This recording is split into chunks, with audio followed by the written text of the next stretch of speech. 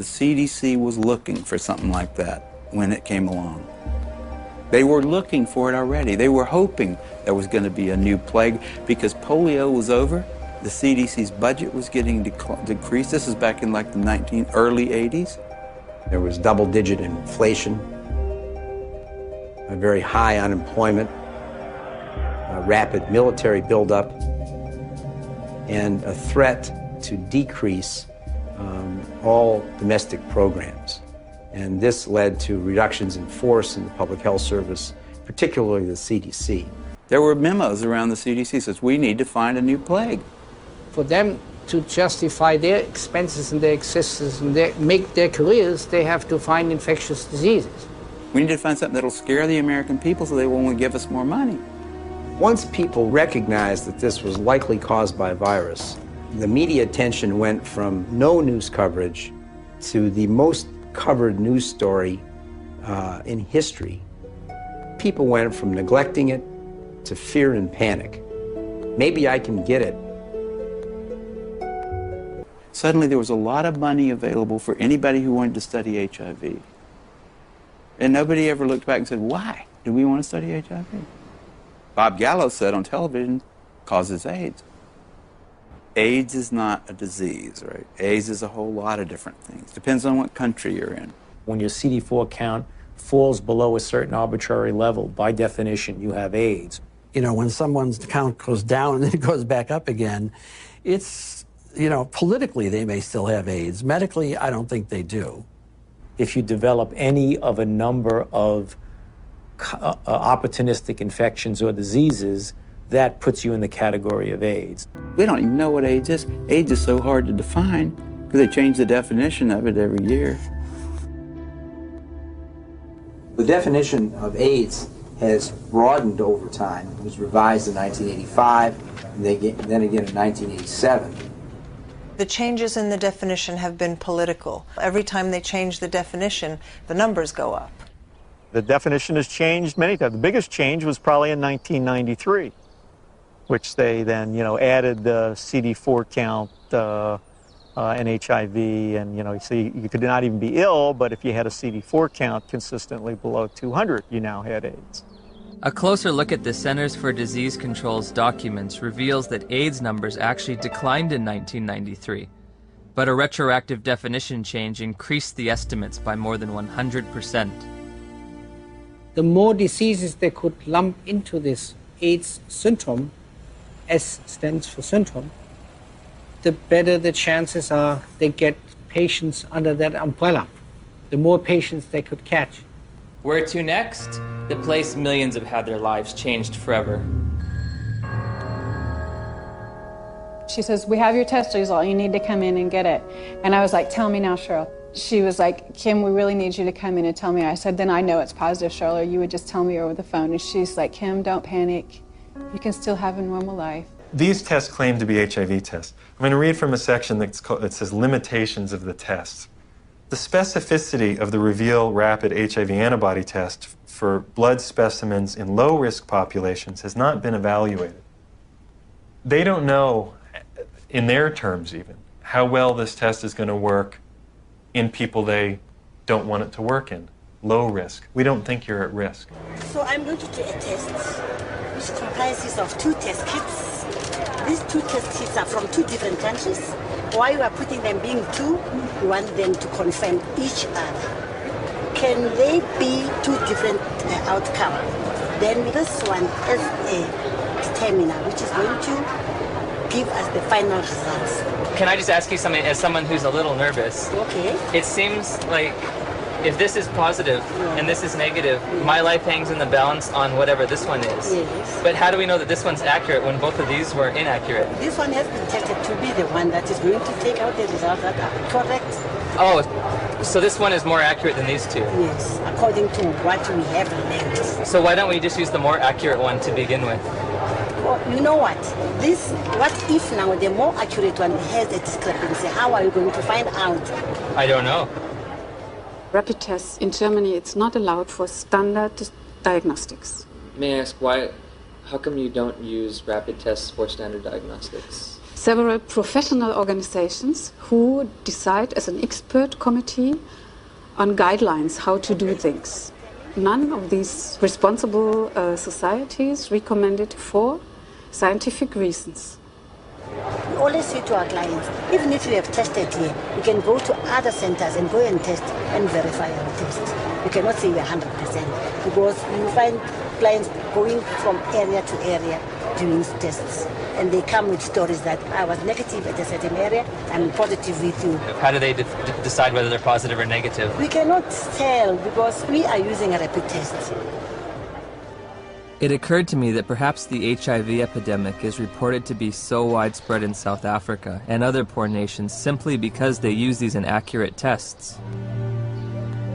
There's the saying that if you knew how what sausages are made of, most people would hesitate to sort of eat them because they wouldn't like what's in it.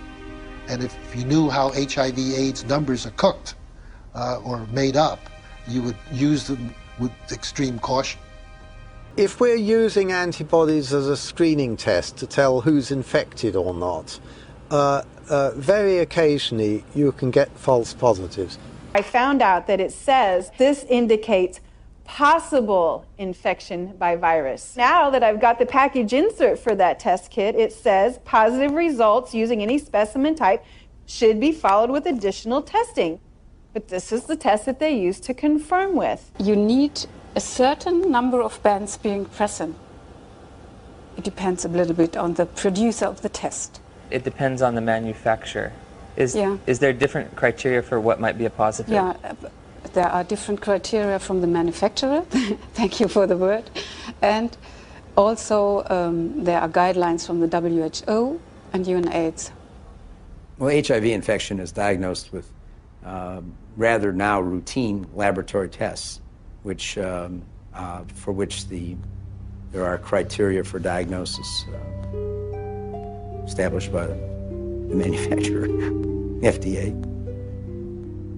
Because of the different criteria that apply in different countries, you can test HIV positive in one country and be given an AIDS diagnosis as a result of that, whereas in another country you won't test HIV positive and you won't be given an AIDS diagnosis. It's ludicrous that you can be positive in one country and not positive in another. Theoretically, I could be diagnosed with AIDS in the United States, but if I take 3 steps to my right, I wouldn't be diagnosed with AIDS, or I would lose my AIDS diagnosis when I crossed the border. In 1992, I was encouraged by a doctor to take what's called an HIV test as a matter of social responsibility, and I was shocked and devastated and horrified when the results came back positive. A week later, I take the same test to an AIDS specialist. He looks and says, "This isn't a positive test. I don't know what this test means." So I take the test again, and this time my results come back marked from the lab, indeterminate.